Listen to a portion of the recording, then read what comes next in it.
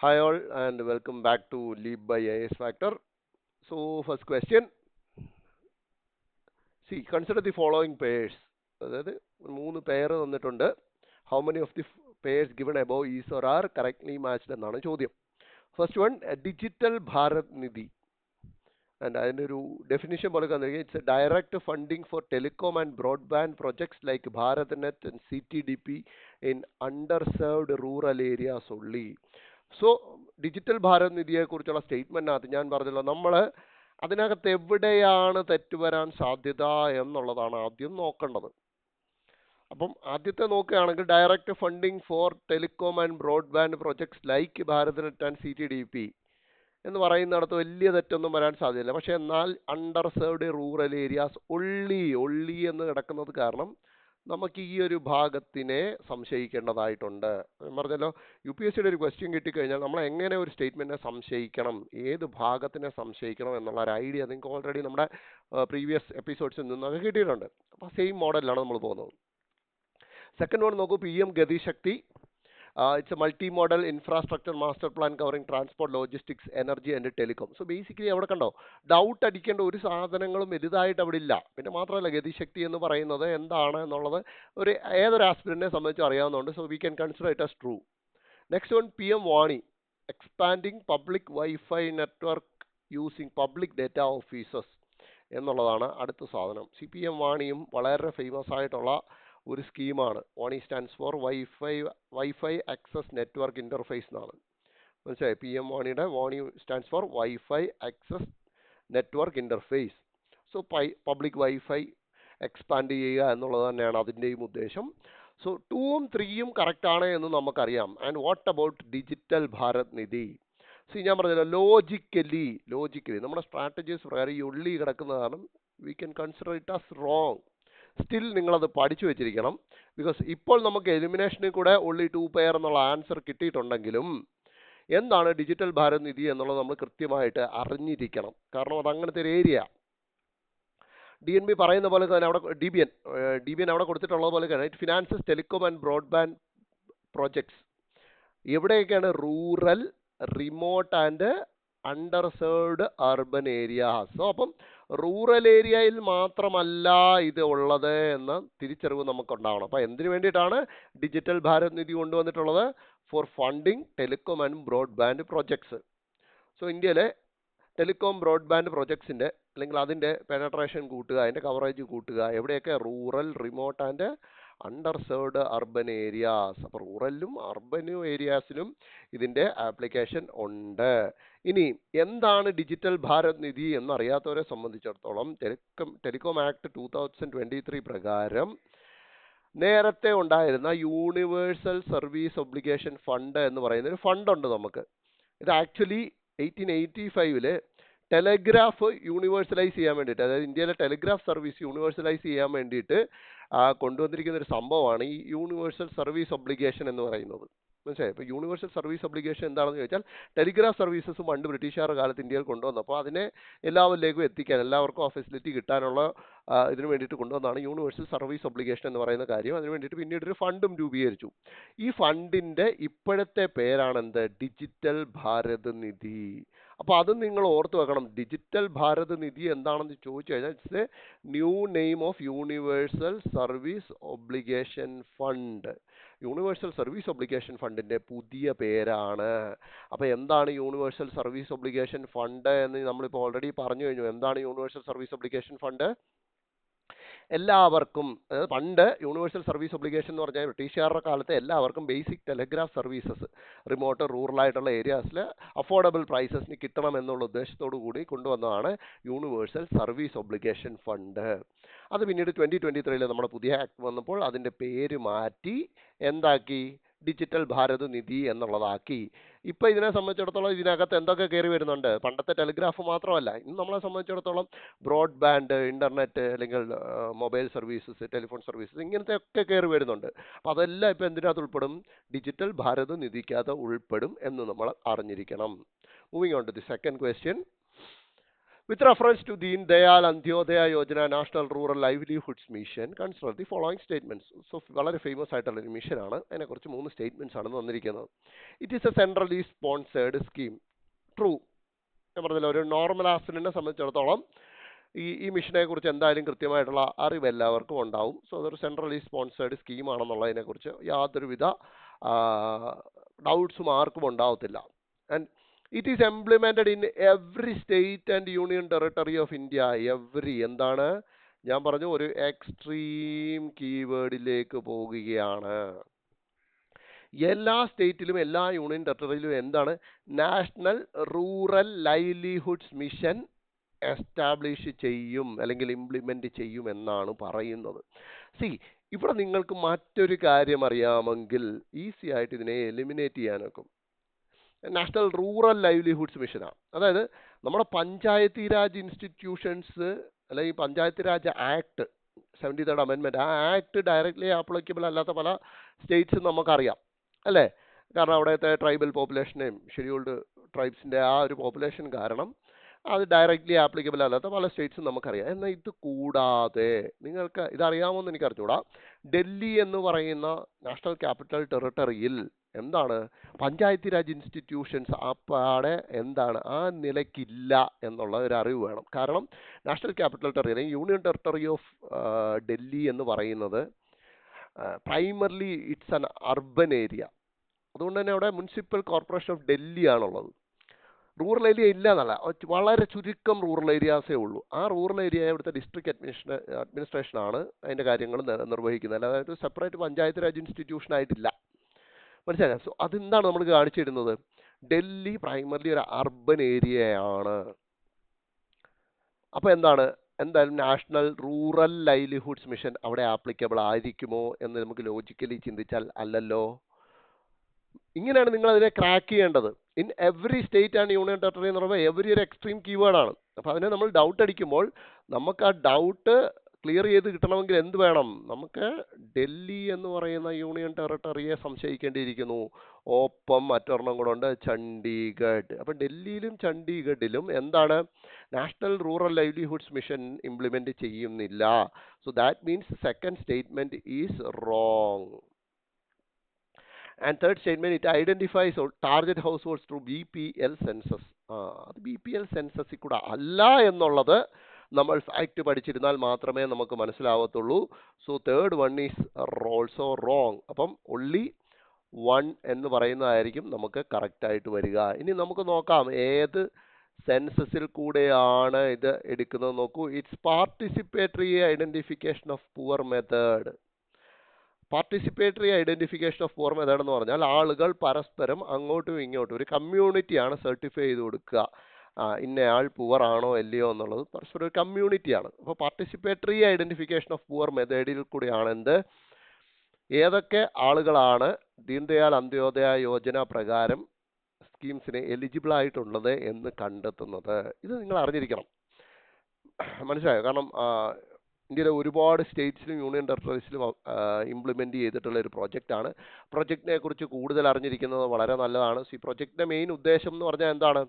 പ്രൊജക്റ്റിന്റെ മെയിൻ ഉദ്ദേശങ്ങൾ ഒന്ന് തന്നെ വിമൻ എംപവർമെന്റ് ആണ്. മനസ്സിലായത്? അതായത് സെൽഫ് ഹെൽപ്പ് ഗ്രൂപ്പ്, വിമന്റെ സെൽഫ് ഹെൽപ്പ് ഗ്രൂപ്പിൽ കൂടെ വിമൻ എംപവർമെന്റ് ആണ് ഇതിന്റെ പ്രധാന ലക്ഷ്യങ്ങളിലൊന്ന്. അത് നിങ്ങൾ എപ്പോഴും നിങ്ങളുടെ മനസ്സിലുണ്ടാവണം. അപ്പോൾ അതുമായിട്ട് ബന്ധപ്പെട്ട് വരുന്ന എല്ലാ സ്കീമുകളും നിങ്ങൾ അറിഞ്ഞിരിക്കണം. So Deendayal Antyodaya national rural livelihoods mission എന്ന് പറഞ്ഞു കഴിഞ്ഞാൽ ഇംപ്ലിമെന്റ് ചെയ്യുന്നത് മിനിസ്ട്രി ഓഫ് റൂറൽ ഡെവലപ്മെന്റ് ആണ്. ബേസിക്കലി പോവർട്ടി റിഡക്ഷൻ ഇന്ത്യയിലെ എല്ലാ സംസ്ഥാനങ്ങളിലും മറ്റേ 2 ഒഴിച്ചുള്ള യൂണിയൻ ടെറിട്ടറികളിലെ പോവർട്ടി റിഡക്ഷനാണ്. എങ്ങനെ റെഡ്യൂസ് ചെയ്യുന്നത് വെച്ചാൽ സ്ട്രോങ് ഇൻസ്റ്റിറ്റ്യൂഷൻസ് ബിൽഡ് ചെയ്ത് കൊടുക്കുക. അതാണ് ഇതിൻ്റെ പ്രധാന ഉദ്ദേശം. സ്ട്രോങ് ഇൻസ്റ്റിറ്റ്യൂഷൻസ് ബിൽഡ് ചെയ്ത് കൊടുക്കുക എന്നുള്ളതാണ് ഇതിൻ്റെ പ്രധാനപ്പെട്ട ഉദ്ദേശങ്ങളുള്ളത്. അതിലൊന്നാണ് സെൽഫ് ഹെൽപ്പ് ഗ്രൂപ്പുകൾ എന്ന് പറയുന്നത്. അതൊരു ഇൻസ്റ്റിറ്റ്യൂഷൻ ആണല്ലോ. അങ്ങനത്തെ ഇൻസ്റ്റിറ്റ്യൂഷൻസിനെ സ്ട്രെങ്തൻ ചെയ്ത് കൊടുത്തിട്ടാണ് ഈ പരിപാടി ഇംപ്ലിമെന്റ് ചെയ്യുക. പിന്നെ മാത്രമല്ല, it's a demand driven program. മനസ്സിലായില്ലേ? അതായത് സ്റ്റേറ്റ്സിന് ഇതിനകത്ത് ഭയങ്കര റോളുണ്ട്. അതായത് സ്റ്റേറ്റ്സ് ഇതൊരു സ്ട്രക്ചേർഡ് ഭയങ്കര ഒരു സ്ട്രക്ചറിനുള്ളിൽ ഒതുങ്ങി നിന്നുകൊണ്ട് പോകുന്ന ഒരു പരിപാടിയാണ്. It's a demand driven approach. അതായത് ഓരോ സംസ്ഥാനത്തിലെയും ഡിമാൻഡുകൾക്ക് അനുസരിച്ചിട്ടാണ് എന്ത് പോകുന്നത്, ഇതിൻ്റെ ഇംപ്ലിമെൻറ്റേഷൻ നടക്കുന്നത്. സോ സ്റ്റേറ്റ്സിന് വലിയ റോളുണ്ട്. അതായത് സ്റ്റേറ്റ്സിന് അവരുടേതായിട്ടുള്ള പ്രോഗ്രാംസ് ഇതിലേക്ക് കൊണ്ടുവരാനായിട്ടുള്ള സ്വാതന്ത്ര്യമുണ്ട്. And next question with reference to Saksham Niveshak program. എക്കണോമിയിൽ നിന്ന് വരുന്നതാണ്. One of the major focus area ആയിരിക്കണം ഈ പറയുന്ന ക്വസ്റ്റ്യൻ ഉൾപ്പെടുന്ന ഏരിയ. മനസ്സിലായില്ലേ? നിങ്ങൾ സ്ഥിരമായിട്ട് ഈ ഏരിയാസ് ശ്രദ്ധിച്ചു നോക്കണം. With reference to Saksham Niveshak program consider the following statements. So എന്താണ് പ്രോഗ്രാം എന്ന് അറിയത്തില്ലെങ്കിൽ ഞാൻ പറഞ്ഞില്ല, ഇതിന് ആൻസർ ചെയ്യുക വളരെ ബുദ്ധിമുട്ടാണ്. പിന്നെ ഓപ്ഷൻസിൽ നിന്ന് എന്തെങ്കിലുമൊക്കെ വീണ് കിട്ടിയാൽ എലിമിനേറ്റ് ചെയ്യാം. നോക്കൂ, first statement, it is an initiative of the reserve bank of India aimed at promoting financial literacy and investor education. അത് മറ്റൊരു വിഷയമാണ്, റിസർവ് ബാങ്ക് ഓഫ് ഇന്ത്യയെ കുറിച്ച് പറയുന്നത്. പക്ഷേ ഞാൻ പറഞ്ഞത് അവിടെയും നമുക്ക് എന്തെങ്കിലും ഒരു കച്ചിത്തിരിമ്പൊക്കെ ഉണ്ടാവും. മനസ്സിലായില്ലേ? Reserve bank of India aimed at promoting financial literacy, അവിടം വരെ okay. And investor education, investor education എന്ന് പറയുന്നത് പ്രധാനമായിട്ട് ആരുടെ കീഴിൽ പെടുന്ന ഒരു കാര്യമല്ല, RBIയുടെ കീഴിൽ പെടുന്ന ഒരു കാര്യമല്ല. ഇൻവെസ്റ്റർ എഡ്യൂക്കേഷൻ എന്ന് പറയുന്നത് ഉണ്ട്, ഇല്ലാന്നല്ല ഞാൻ പറയുന്നത്. പക്ഷേ പ്രധാനമായിട്ടും ഇൻവെസ്റ്റ്മെന്റുകളുടെ കാര്യത്തിലേക്ക് വരുമ്പോഴത്തേക്ക്, അല്ലെങ്കിൽ ഇൻവെസ്റ്റർ എഡ്യൂക്കേഷൻ എന്ന് വരുമ്പോഴത്തെ കാര്യത്തിലേക്ക് അവിടെ RBIക്ക് ആയിരിക്കത്തില്ല റോള്, മറ്റൊരു ഫിനാൻഷ്യൽ റെഗുലേറ്ററി ബോഡിക്കായിരിക്കും അവിടെ കുറച്ചും കൂടെ റോൾ ഉള്ളത് എന്ന് നമുക്ക് ഊഹിക്കാം. സോ അങ്ങനെ ലോജിക്കലി നോക്കുകയാണെങ്കിൽ നമുക്ക് ഈ സ്റ്റേറ്റ്മെന്റിനെ റോങ് ആയിട്ട് കൺസിഡർ ചെയ്യാം. സ്റ്റേറ്റ്മെന്റ് 2ലേക്ക് പോകും. It's A time bound nation wide initiative focusing on investor awareness about unclaimed amount such as dividends lying with companies. അത് ട്രൂ ആണോ ഫോൾസ് ആണോ എന്നൊന്നും നമുക്ക് അറിയത്തില്ലെങ്കിലും അതെന്താണ്, ട്രൂ ആവാനുള്ള ചാൻസാണ് കൂടുതൽ. കാരണം അതിനകത്ത് തെറ്റിക്കാനുള്ള ഒരു സാധനം, ഒന്നുകിൽ അത് ഫാക്ച്വലി റോങ് ആയിരിക്കണം, അല്ലാതെ സ്റ്റേറ്റ്മെന്റിനകത്ത് എവിടെയെങ്കിലും തെറ്റിക്കാനുള്ള യാതൊരുവിധ കീവേഡുകളും അവിടെ കിടപ്പില്ല. മനസ്സിലായില്ലേ? ഒന്നുകിൽ ആ സ്റ്റേറ്റ്മെന്റ് എൻറ്റയർലി റോങ് ആയിരിക്കണം, അത് അവിടെ വരേണ്ടതേ ആയിട്ടുള്ള ഒരു സാധനമായിരിക്കരുത്. അപ്പം അങ്ങനെ നോക്കുകയാണെങ്കിൽ can be true or false. പിന്നെ നേരത്തെ പറഞ്ഞ പോലെ ഒരു കീവേഡ് തെറ്റിച്ചുകൊണ്ട് റോങ് ആക്കാൻ ഒരു സ്കോപ്പ് ഇല്ലാത്തതുകൊണ്ട് ഞാൻ ഇതിനെ ട്രൂ ആയിട്ട് കൺസിഡർ ചെയ്യുകയാണ്. ഇനി ഞാൻ ലാസ്റ്റ് വണ്ണിലേക്ക് വരുന്നു. Training under the program is imparted in collaboration with SEBI. ഞാൻ പറഞ്ഞല്ലോ, നമ്മുടെ ഇവിടുത്തെ ഇൻവെസ്റ്റർ എഡ്യൂക്കേഷനും ഇവിടുത്തെ ഡിവിഡൻറ്റും ഇതെല്ലാം കൂടെ കണക്ട് ചെയ്യുമ്പോൾ നിങ്ങൾക്ക് സെബി ആണ് എന്ന് തോന്നും. അപ്പോൾ 2 and 3 അടിക്കണം എന്ന് തോന്നും. പക്ഷെ ഓപ്ഷനിലേക്ക് നോക്കൂ, 2 and 3 എന്നുള്ള ഒരു ഓപ്ഷൻ ഇല്ല. മനസ്സിലായോ? 2 and 3 എന്നുള്ള ഓപ്ഷൻ ഇല്ല. ഇവിടെയാണ് നിങ്ങൾ നിങ്ങളുടെ ലോജിക്കിനെ വിശ്വസിക്കേണ്ടത്. ഞാൻ പറഞ്ഞു 1 റോങ് ആണെന്നുള്ള ലോജിക്കിലേക്ക് നമ്മൾ എത്തിക്കഴിഞ്ഞപ്പോൾ തന്നെ 2 only എന്നൊരു ആൻസറേ ഉള്ളൂ. നിങ്ങൾ ധൈര്യമായിട്ട് നിങ്ങളുടെ ഗട്ട് ഫീലിങ്ങിനെ വിശ്വസിക്കുക. മനസ്സിലായോ? നിങ്ങൾ ധൈര്യമായിട്ട് നിങ്ങളുടെ മനസ്സിൽ വരുന്ന ഫീലിങ്ങിനെ വിശ്വസിക്കുക. വിശ്വസിക്കണമെന്നുണ്ടെങ്കിൽ എന്ത് വേണം? നമുക്ക് ലോജിക്ക് നല്ല പോലെ വർക്കൗട്ട് ആവുന്നുണ്ട് എന്ന് നമുക്കൊരു കോൺഫിഡൻസ് വരണം. അതാണ് നമ്മൾ ഈ ലീപ്പ് എന്ന പരിപാടിയിൽ കൂടെ ഉദ്ദേശിക്കുന്ന one of the main point. നിങ്ങളിലേക്ക് കോൺഫിഡൻസ് എത്തിക്കുക, നിങ്ങളിലേക്ക് കറണ്ട് അഫെയർ എത്തിക്കുക, 2 കാര്യങ്ങളാണ് ചെയ്യിക്കുന്നത്. ഓക്കെ, അപ്പോൾ സക്ഷം നിവേശക് ഇപ്പോൾ നമ്മൾ നോക്കിക്കഴിഞ്ഞാൽ ഫസ്റ്റ് സ്റ്റേറ്റ്മെന്റും തേർഡ് സ്റ്റേറ്റ്മെന്റും റോങ് ആണ്. സോ 2 only എന്നതിലേക്ക് എത്തിയിരിക്കുന്നു. അപ്പോൾ നമുക്ക് നോക്കാം, വാട്ട് ഈസ് സക്ഷം നിവേശക്? ഇത് നിങ്ങൾ ഇതുവരെ കേട്ടിട്ടുണ്ടോ എന്ന് എനിക്ക് അറിഞ്ഞൂടാ. Investor education and protection fund authority എന്ന് പറയുന്ന ഒരു അതോറിറ്റി ഇന്ത്യയിലുണ്ട്. Investor education and protection fund authority under ministry of corporate affairs. അപ്പോൾ കോർപ്പറേറ്റ് അഫയേഴ്സിന്റെ കീഴിൽ ഇങ്ങനൊരു അതോറിറ്റി ഉണ്ട്. And it is A statutory body. മനസ്സിലായില്ലേ? IPFA എന്ന് പറയുന്നത് സ്റ്റാറ്റ്യൂട്ടറി ബോഡിയാണ്. അവരാണ് ഈ സക്ഷം നിവേശക് എന്ന് പറയുന്ന ഈ ഒരു ക്യാമ്പയിൻ ലോഞ്ച് ചെയ്തിരിക്കുന്നത്. എന്തിനു വേണ്ടിയിട്ടാണ്? To spread awareness about unclaimed dividends and promote informed investing. അപ്പോൾ ഇൻഫോംഡ് ഇൻവെസ്റ്റിംഗ് പ്രൊമോട്ട് ചെയ്യാനും, അതായത് ആളുകൾ ഗാംബ്ലിങ്ങിലേക്ക് പോകാതെ കൃത്യമായിട്ടുള്ള ഇൻവെസ്റ്റ്മെന്റ് നടത്താൻ അതിൻ്റെ പ്രൊമോഷന് വേണ്ടിയിട്ടും, കൂടാതെ അൺക്ലെയിംഡ് ഡിവിഡൻറ്റുകൾ ഒരുപാടുണ്ട്. എന്താ ഡിവിഡൻഡ് എന്ന് പറഞ്ഞു കഴിഞ്ഞാൽ ലാഭവിഹിതം അല്ലേ? ഡിവിഡൻഡ് എന്ന് പറഞ്ഞാൽ ലാഭവിഹിതം, അതായത് കമ്പനികളുടെ ഷെയർ നമ്മൾ ഹോൾഡ് ചെയ്യുമ്പോൾ അതിനുമേൽ കമ്പനി തരുന്ന, അതായത് നമ്മളിപ്പോൾ ഒരു കമ്പനിയുടെ ഒരു 1% ഷെയർ ഹോൾഡ് ചെയ്യുന്നുണ്ടെന്ന് കരുതുക. അപ്പം ദാറ്റ് മീൻസ് ഞാൻ എന്താണ്, ഒരു കമ്പനിയുടെ 1% ഓണർഷിപ്പ് എനിക്കുണ്ട്. അപ്പോൾ കമ്പനിക്ക് ലാഭം ഉണ്ടാകുമ്പോൾ എനിക്കൊരു 1% ലാഭത്തിന്റെ വിഹിതം തരും. മനസ്സിലായില്ലേ? അപ്പോൾ അതിനെയാണ് ഡിവിഡൻഡ് എന്ന് പറയുന്നത്. അത് ഡിവിഡൻഡ് ക്ലെയിം ചെയ്യാതെ കിടക്കുന്ന ഒരുപാട് ആളുകളുണ്ട്. അതായത് ഇവരുടെ പ്രോപ്പർ അക്കൗണ്ട് ഡീറ്റെയിൽസ് ഒന്നും കൊടുത്തിട്ടുണ്ടാവില്ല. അതായത് എന്താ അതിന്റെ പ്രശ്നം? അവിടെ ആളുകൾ ഒരിക്കലും ഇൻവെസ്റ്റ്മെന്റിനെ പ്രോപ്പറായിട്ട് കണ്ടിട്ടുണ്ടാവില്ല. എപ്പോഴേലുമൊക്കെ മേടിച്ചിട്ടിട്ടുണ്ടാവും കുറേ ഷെയറുകൾ. എന്നാൽ അതാ പറഞ്ഞത്, അങ്ങനെ മേടിക്കുന്ന ആളുകൾ കുറേ ഇന്ത്യയിലുണ്ട്. അതായത് ആരെങ്കിലുമൊക്കെ പറയുമ്പോൾ എപ്പോഴേലുമൊക്കെ കുറേ ഷെയർ മേടിച്ചിരിക്കും, പിന്നെ ഇതിനെക്കുറിച്ച് ഒരു അറിവുമില്ല, അതങ്ങ് പോകും. എന്നിട്ട് ഏതെങ്കിലുമൊക്കെ ഒരു കൊല്ലത്ത് വരുമ്പോൾ ചിലപ്പോൾ കണ്ടെത്തിയാൽ കണ്ടെത്തി, ഇല്ല ഇവരിപ്പം ഇവരുടെ കാലം കഴിഞ്ഞു പോയിട്ടുണ്ടെന്ന് കരുതുക, അടുത്ത ജനറേഷൻ അറിയുന്ന പോലും ഉണ്ടാവില്ല ഇവരിങ്ങനെ ഇൻവെസ്റ്റ്മെന്റ് നടത്തിയിട്ടുണ്ടെന്ന്. അപ്പോൾ എന്തൊരു ഒരുപാട് ഡിവിഡൻഡുകൾ ഇങ്ങനെ ക്ലെയിം ചെയ്യാതെ കിടക്കുന്നുണ്ടാവും. അതൊക്കെ എന്താണ്, ആളുകൾ ക്ലെയിം ചെയ്യപ്പെടേണ്ടതാണ്. അപ്പോൾ അതിനെക്കുറിച്ച് ബോധവൽക്കരിക്കാനാണ് സക്ഷം നിവേശക് എന്ന് പറയുന്ന പരിപാടി കൊണ്ടുവരിക്കുന്നത്. നമ്മൾ ഇതിനകത്ത് അറിയേണ്ടത് investor education and protection fund authority എന്ന് പറയുന്ന ഒരു അതോറിറ്റി ഇന്ത്യയിലുണ്ട്. It is A statutory body under ministry of corporate affairs. ഇത് നിങ്ങൾ അറിഞ്ഞിരിക്കണം. ഇതിനു വേണ്ടിയിട്ടാണ് ഈ ചോദ്യം ഈ രീതിയിൽ ഫ്രെയിം ചെയ്തത്. നെക്സ്റ്റ് ക്വസ്റ്റ്യൻ നോക്കൂ, from science and technology. Nuclear based എനർജിയെ കുറിച്ചുള്ള സംസാരം ഇന്ത്യയിൽ ഒരുപാട് കൂടിക്കൊണ്ടിരിക്കുക.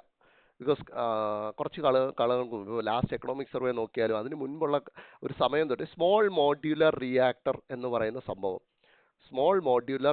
എന്ന് പറയുന്ന സംഭവം ഇന്ത്യയിൽ വളരെയധികം ന്യൂസിലേക്ക് വന്നുകൊണ്ടിരിക്കുന്ന കാര്യം. കാരണം ഇന്ത്യക്ക്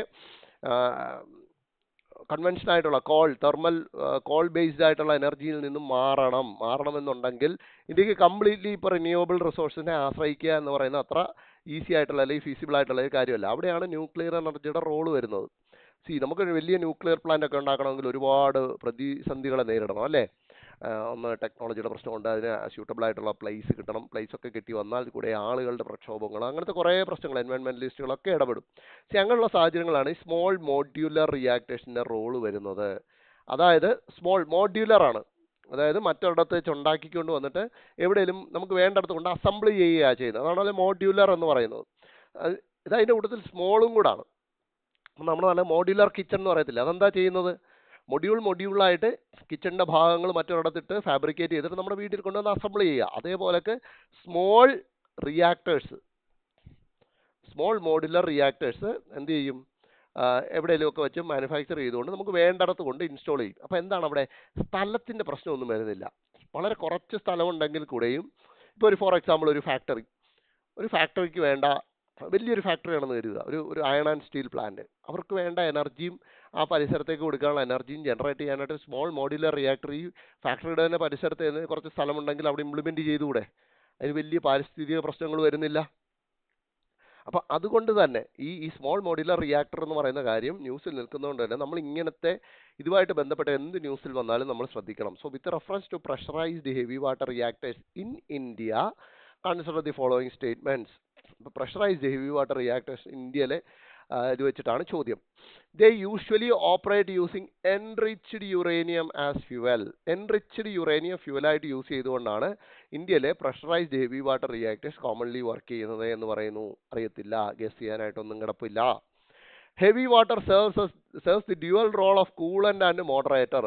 സ്കൂളിലെങ്കിലും ബേസിക് സാധനങ്ങൾ പഠിച്ചിട്ടുള്ളവർക്ക്, നമ്മൾ സ്കൂളിലൊക്കെ പഠിക്കുന്നുണ്ട് ന്യൂക്ലിയർ റിയാക്ടറിനെ കുറിച്ച്, ബേസിക് സാധനം പഠിച്ചിട്ടുള്ളവർക്ക് ഇത് ട്രൂ ആണ് എന്നുള്ളത് അറിയാനൊക്കും. ഹെവി വാട്ടർ കൂളന്റ് ആയിട്ടും മോഡറേറ്റർ ആയിട്ടും യൂസ് ചെയ്യുന്നുണ്ട് എന്നുള്ളത്.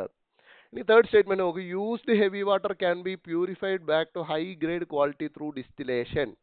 ഞാൻ പറഞ്ഞല്ലോ, അവിടെ നമുക്ക് ഡൗട്ട് അടിക്കേണ്ട എന്തെങ്കിലും ഒരു കാര്യമുണ്ടോ? നിങ്ങളൊന്ന് നോക്കിക്കേ, നിങ്ങൾ ഓപ്പൺ മൈൻഡായിട്ട് വെച്ചിട്ട് നോക്കുക. യൂസ്ഡ് ഹെവി വാട്ടർ തിരിച്ച് പ്യൂരിഫൈ ചെയ്ത് ഹൈ ക്വാളിറ്റി ആക്കി എടുത്തുകൊണ്ട് വരാം ത്രൂ ഡിസ്റ്റിലേഷൻ എന്നാണ് പറയുന്നത്.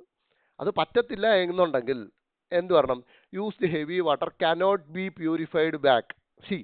അങ്ങനെ ഒരു കനോട്ട് ആയിരുന്നെങ്കിൽ, മനസ്സിലായി, കനോട്ട് ആയിരുന്നെങ്കിൽ നമ്മളത് ഈസിലി എലിമിനേറ്റ് ചെയ്യപ്പെടേണ്ട ഒരെണ്ണമാണ്. കാരണം എന്താ, ഇന്ന് നിങ്ങൾ നോക്കൂ, എന്തൊരു സാധനവും പൊല്യൂട്ട് ആയി കഴിഞ്ഞാൽ അതിനെ പ്യൂരിഫൈ ചെയ്ത് തിരിച്ചു കൊണ്ടുവരാനുള്ള സാധനമുണ്ട്. ഹെവി വാട്ടർ വിട്ടേരെ, ഇവിടെ മലിനമായിട്ടുള്ള ജലത്തിൽ നിന്നും തിരിച്ച് ഡ്രിങ്കിങ് വാട്ടർ പ്യൂരിഫൈ ചെയ്ത് കൊണ്ടുവരുന്നില്ലേ? സോൾട്ട് വാട്ടർ, കടലിലെ വെള്ളത്തിൽ നിന്നും റിവേഴ്സ് ഓസ്മോസിസ് കഴിഞ്ഞിട്ട് നമുക്ക് ഡ്രിങ്കിങ് വാട്ടർ കൊണ്ടുവരുന്നില്ലേ? എല്ലാം ചെയ്യുന്ന കാലത്താണോ ഇതിനൊരു പ്രശ്നം? ഞാൻ പറഞ്ഞ സയൻസ് ആൻഡ് ടെക്നോളജി വരുമ്പോൾ ഭയങ്കര ഓപ്പൺ മൈൻഡഡ് ആയിട്ട് എല്ലാ സ്റ്റേറ്റ്മെന്റിനെ അപ്രോച്ച് ചെയ്യാനുള്ള ശ്രദ്ധ ഉണ്ടാവണം. That is also true. അങ്ങനെയാണെങ്കിൽ 2-3 അല്ലെങ്കിൽ 2-3-4 എന്ന നിലയ്ക്ക് വരും. India's first private heavy water testing facility was established using technology provided by an Indian institution. വീണ്ടും ഗസ് ചെയ്യാനുള്ള സ്കോപ്പില്ല. അതായത് ഒരു ഇന്ത്യൻ ഇൻസ്റ്റിറ്റ്യൂഷൻ പ്രൊവൈഡ് ചെയ്ത ടെക്നോളജി യൂസ് ചെയ്താണ് ഇന്ത്യയിലെ ആദ്യത്തെ private heavy water testing facility വന്നിരിക്കുന്നത് എന്ന് നാലാമത്തെ സ്റ്റേറ്റ്മെന്റ് പറയുന്നു. അപ്പോൾ 1ഉം 4ഉം എന്താണ് ഗസ് ചെയ്യാൻ സ്കോപ്പില്ല. സോ അറിഞ്ഞേ പറ്റത്തുള്ളൂ. അറിയുമ്പോൾ നമ്മൾ എൻറിച്ച്ഡ് യുറേനിയം അല്ല യൂസ് ചെയ്യുന്നത്. നമ്മൾ കോമൺലി യൂസ് ചെയ്യുന്നത് എന്താണ്? നാച്ചുറൽ യുറേനിയം തന്നെയാണ്. അപ്പൊ എന്താണ്? First statement is wrong. ഇന്ത്യയിലെ പ്രഷറൈസ്ഡ് ഹെവി വാട്ടർ റിയാക്ടേഴ്സ് ഏറ്റവും കൂടുതൽ കോമൺ ആയിട്ട് യൂസ് ചെയ്യുന്നത് നാച്ചുറൽ യുറേനിയം തന്നെയാണ്. ആൻഡ് ലാസ്റ്റ് സ്റ്റേറ്റ്മെന്റ് നോക്കിക്കേ, the first private testing facility was set using BARC's technology, Baba Atomic Research Center. അപ്പോൾ ഇന്ത്യയിലെ ഇൻസ്റ്റിറ്റ്യൂഷൻ കൊടുത്ത ടെക്നോളജി യൂസ് ചെയ്തിട്ടാണ് എന്ത് ഇന്ത്യയിലെ ആദ്യത്തെ പ്രൈവറ്റ് ഹെവി വാട്ടർ ടെസ്റ്റിംഗ് ഫെസിലിറ്റിയും എസ്റ്റാബ്ലിഷ് ആയിട്ടുള്ളത്. So that means statement 2, 3 and 4 are correct. 2ഉം 3ഉം 4ഉം കറക്റ്റ് ആണ്. ഇനി നിങ്ങളൊരു അഡീഷണൽ റീഡിംഗ് നടത്തുകയാണെങ്കിൽ നിങ്ങൾ അതിനകത്ത് ശ്രദ്ധിച്ചു വെക്കേണ്ടത് ഈ പറയുന്ന ഒരു ന്യൂക്ലിയർ റിയാക്ടറിൻ്റെ ബേസിക് കമ്പോണൻസ് ആലോചിച്ച് വെക്കുക. അതായത് എന്താണ് അതിനകത്ത് കൂളൻ്റ് ആയിട്ട് യൂസ് ചെയ്യുന്നത്, എന്താണ് അതിനകത്ത് മോഡറേറ്റർ ആയിട്ട് യൂസ് ചെയ്യുന്നത്, എന്താണ് അതിനകത്തെ ഫ്യൂവലായിട്ട് യൂസ് ചെയ്യുന്നത്, ഇങ്ങനത്തെ കാര്യങ്ങൾ ബേസിക്സ്, ഞാൻ പറഞ്ഞ സ്കൂൾ ടെക്സ്റ്റ് ബുക്കിൽ കിടക്കുന്ന ബേസിക്സ് മാത്രം ഒന്ന് ഓർത്ത് വെക്കുന്നത് വളരെ നല്ലതായിരിക്കും. പിന്നെ കൂട്ടത്തിൽ സ്മോൾ മോഡുലാർ റിയാക്ടർ എന്ന് പറയുന്ന ടോപ്പിക്ക് വരുമ്പോൾ ശ്രദ്ധ കൂടുതൽ കൊടുക്കുക. ആൻഡ് ജോഡിധാര ട്രഡീഷനെ കുറിച്ച് ലാസ്റ്റ് ചോദ്യം. Jodidara tradition recent news is associated with of the following. ഒരുപാട് ഈ ടൈപ്പിൽ ഒരുപാട് ആർട്ട് ആൻഡ് കൾച്ചർ റിലേറ്റഡ് ചോദ്യങ്ങൾ എല്ലാ വർഷവും ചോദിക്കുന്നുണ്ട്. അതും പത്രത്തിൽ നിന്ന് തന്നെയാണ് ചോദിക്കുന്നത്. പത്രം അല്ലെങ്കിൽ സോഷ്യൽ മീഡിയ. സോഷ്യൽ മീഡിയ വരുന്ന പല വൈറലാവുന്ന കാര്യങ്ങളും പത്രത്തിലേക്ക് എത്തും. സോ ബേസിക്കലി ഹിന്ദുവിൽ നിന്നാണ് കഴിഞ്ഞ കുറേ വർഷങ്ങളായിട്ട് ഈ ഒരു രീതിയിൽ ചോദ്യം ചോദിച്ചിരിക്കുന്നത്. അപ്പോൾ ഇന്നത്തെ ചോദ്യം എന്ന് പറഞ്ഞാൽ ജോഡിധാര ട്രഡീഷൻ എന്ന് പറയുന്ന അവിടെ നിന്ന് തന്നെ നിങ്ങൾക്ക് ക്ലൂ കിടപ്പണം. ഞാൻ പറഞ്ഞു പേരിൽ നിന്നും ക്ലൂ കണ്ടെത്തണം എന്ന് ഞാൻ പറഞ്ഞിട്ടുണ്ട്. എപ്പോഴും ആളുകളുടെ പേരാവാം, സ്ഥലങ്ങളുടെ പേരാവാം. ജോഡിധാര, ജോഡി. ഇനി നിങ്ങൾ ഓപ്ഷൻ ഒന്ന് നോക്കിയേ. A unique harvesting festival in Himachal Pradesh, a traditional form of polyandrous marriage, a specific art form practiced by tribal communities, a ritual for agriculture prosperity. ജോഡി എന്നതിൽ നിന്നും നമുക്ക് മാരേജിലേക്ക് പൊക്കൂടെ? പോകാം. അങ്ങനെ പോകാൻ പറ്റിയാൽ നിങ്ങൾ ധൈര്യമായിട്ട് അത് അടിക്കുക, തെറ്റത്തില്ല. മനസ്സിലായോ? ജോഡി എന്നുള്ള വാക്കിൽ നിന്ന് നമ്മൾക്ക് മാരേജിലേക്ക് കണക്ട് ചെയ്യാൻ ഒത്തിട്ടുണ്ടെങ്കിൽ അവിടെ നിങ്ങളെ ഡൗട്ട് അടിക്കരുത്. ഉറപ്പായിട്ടും അത് റൈറ്റ് ആൻസർ ആയിട്ട് കുത്ത്, ധൈര്യമായിട്ട് കുത്ത്. And it is true. Because Jodidara എന്ന് പറയുന്നത് ഹിമാചൽ പ്രദേശിലെ ഹാട്ടി ട്രൈബിൻ്റെ ഇടയിൽ പ്രചാരത്തിലുള്ള എന്താണ് പോളിയാൻഡ്രസ് മാരേജ് സിസ്റ്റം. പോളിയാൻഡ്രി എന്ന് പറഞ്ഞാൽ ഒരു സ്ത്രീക്ക് പല ഭർത്താക്കന്മാർ. സോ ഇവിടെ ഫ്രട്ടേണൽ പോളിയാൻഡ്രിയാണ് അവർ ഫോളോ ചെയ്യുന്നത്. അതായത് ഒരു സ്ത്രീ രണ്ടോ അതിലധികമോ സഹോദരന്മാരെ കല്യാണം കഴിക്കുന്ന പ്രാക്ടീസിനെയാണ് എന്ത് വിളിക്കുന്നത്? നമ്മുടെ ഇവിടെ ജോഡിധാര ട്രഡീഷൻ എന്ന് വിളിക്കുന്നത്. അത് ഹിമാചൽ പ്രദേശിലെ ഹാട്ടി ട്രൈബിൻ്റെ ഇടയ്ക്കാണ് പോപ്പുലർ ആയിട്ടുള്ളത്. സോ ജോഡി എന്നുള്ള വാക്കിൽ നിന്നും നിങ്ങൾ ആൻസറിലേക്ക് എത്തിയിരിക്കുന്നു. ഇതേപോലൊക്കെ പേര് വെച്ചിട്ട് ക്രാക്ക് ചെയ്യാനുള്ള ശ്രമങ്ങൾ നിങ്ങളുടെ സൈഡിൽ നിന്ന് ഉണ്ടാവുക.